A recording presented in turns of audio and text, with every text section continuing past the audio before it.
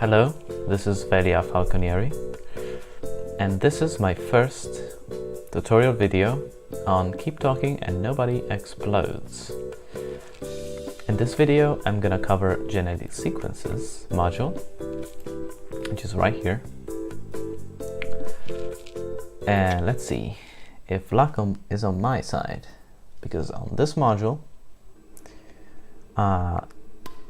from Edgework, you only need indicators.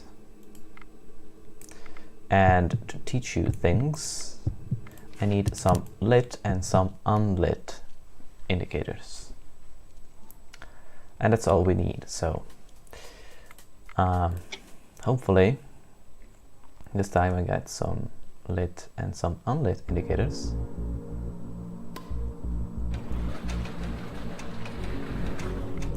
Please, no. That's fine. We have an unlit indicator, which is CLR, which is not the best to teach you things, but it's okay. So we have a CLR indicator, which is unlit. Yes, ooh.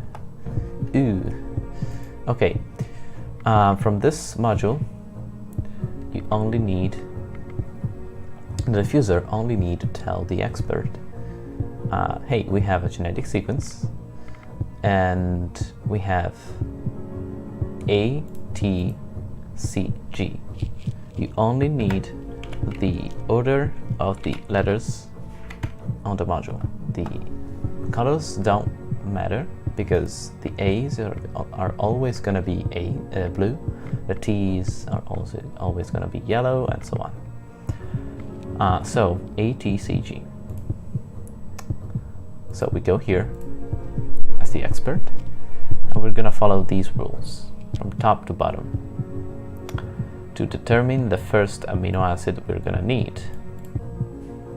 So the buttons appear in alphabetical order. They don't.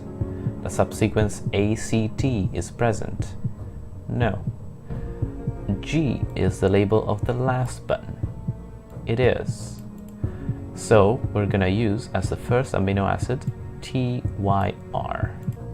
So we're gonna write it down, TYR. And then we're gonna go to this mess here.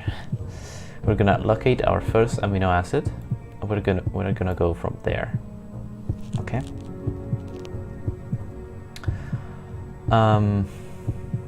Okay, we're gonna choose, following these rules, a total of 4 amino acids. Our first is TYR. The second one, we're gonna follow these rules. If the bomb has a lit indicator with a label that matches the name of a path, follow that path. We have, now I should write this down like this. Here we have TRN, SIG, and SND. We don't have any of them as lit indicators. So second rule, if the bomb has an unlit indicator with a label that matches the name of the path, follow that path and alternate the final input sequence. I'm gonna talk about this a bit later. So we're gonna choose this path if we have an unlit indicator. We don't. So otherwise, follow the path that comes first alphabetically. This is important. You follow the path that comes first alphabetically, not the amino acid. So from here we would go ILE, HIS, or LYS. Well, we would have to follow the path that comes first alphabetically, not the amino acid. So we'd have to look at the paths here. So SIG is the first alphabetically. So we're gonna follow this one and go to HIS. Okay. Next. Oh, good. Good. So we're going to follow the rules again. We don't have lit indicators, so we can ignore this rule. We have CLR as an unlit indicator, so we're going to follow this path, and then we're going to do this rule later. Okay, good. So we're going to follow this path and go ALA. Then from here we're going to go Bob or car.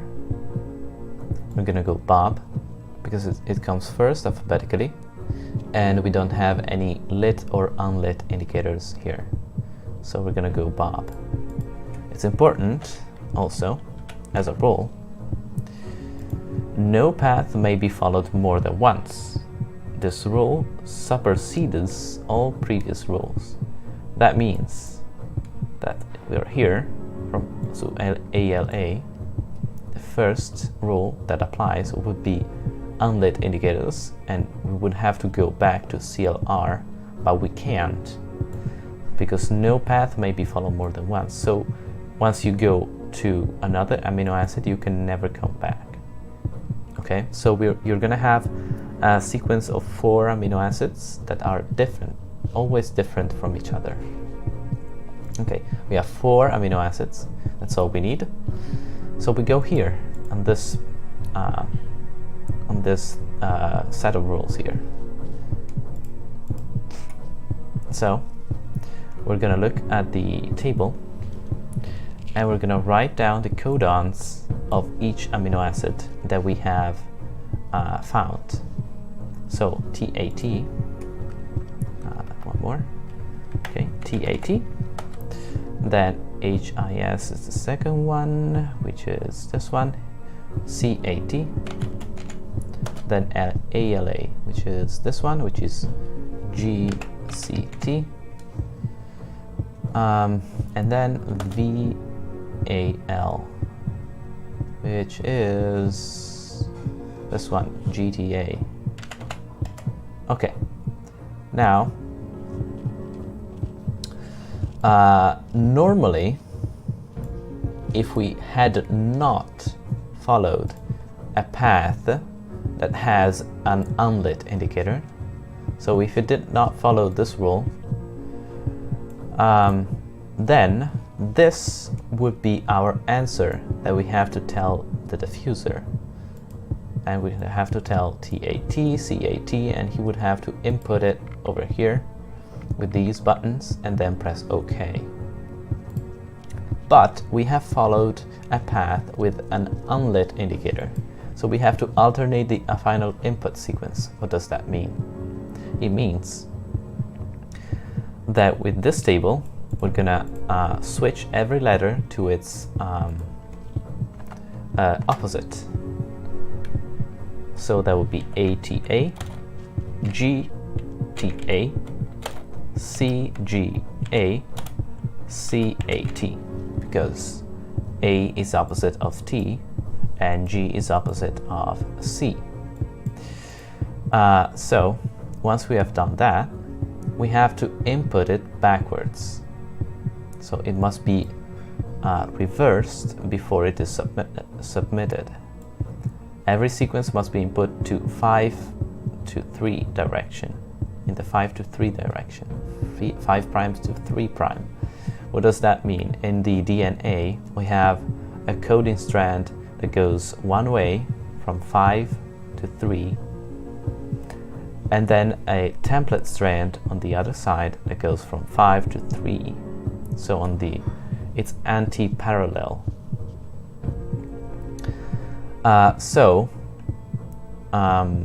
We have to input it backwards because we're not using the coding strand, which would be the first answer. We're using the template strand, which is the other one, the opposite one.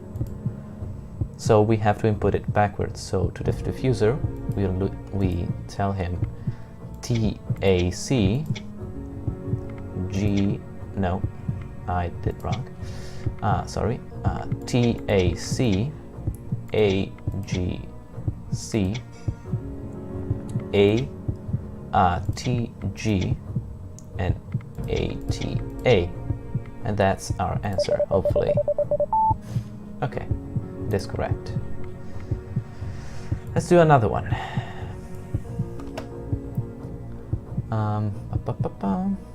Let's do this one, which is, whoa, wrong, which is different. Okay, go here, we write down T, C, G, A. Okay. The buttons appear in the alphabetical order. They do not. The subsequence ACT is present. No. G is the label of the last button. No.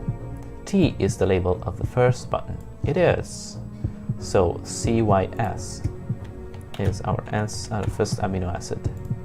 We're gonna go here. CYS. We don't have any of them, so we're gonna follow Bob because it comes first alphabetically. So SER is our second amino acid. Our third would be FRQ or SND. FRQ comes first, so GLN. Then from GLN we go FRK or SIG. FRK is good, so we go Pro. Okay. We did not follow a path with an unlit indicator, so we don't have to reverse to alternate the final input sequence. So the final input sequence is gonna be this one, which I'm gonna find in a second. TGC, TGC, TCG, then CAG, and Pro, CCA. So that would be on the on the answer would be this one: TGC, TCG, CAG, CCA. Correct. Hey. So this is genetic sequences. I'm gonna do another one quickly because I don't have much time left. But this should be pretty. It should be clear now how this module works. It's not that hard. It can be hard just to look around this thing and to look around in this box here, in this table here, just because they're not in alphabetical order, so it's a little bit of a mess, but that's okay. Alphabetical order, no. ACT, no. G is the last button, no. T is the first button, no. C appears before A and T, no. The buttons labeled A and T are next to each other, yes. So LEU. LEU. Then TRN, FRK, FRQ. FRK comes first. HIS. Then CLR or SIG, that's CLR because we have an unlit indicator. ALA. And then Bob or car, that would be Bob. So if we had followed a path with an unlit indicator twice, so let's say we have also Bob as an unlit indicator.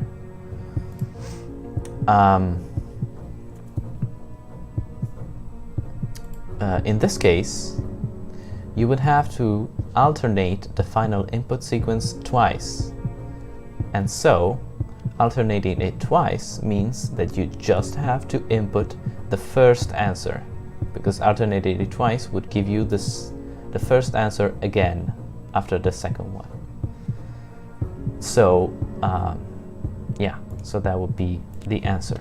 But in this case, we only have one unlit indicator, and we have followed the unlit indicator rule. So LEU, TTA, you can write it down already written in reversed. So AAT, then HIS, which is GTA, yes, reversed ALA, which is CGA,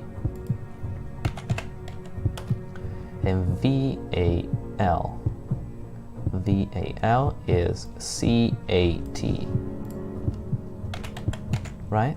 CAT, yes. See if it is correct. AA, no. I have to input it backwards. I'm sorry, I forget it. TAC, AGC, ATG, and TAA. Okay, and that's all for genetic sequence. I hope I've been clear, and thank you for listening.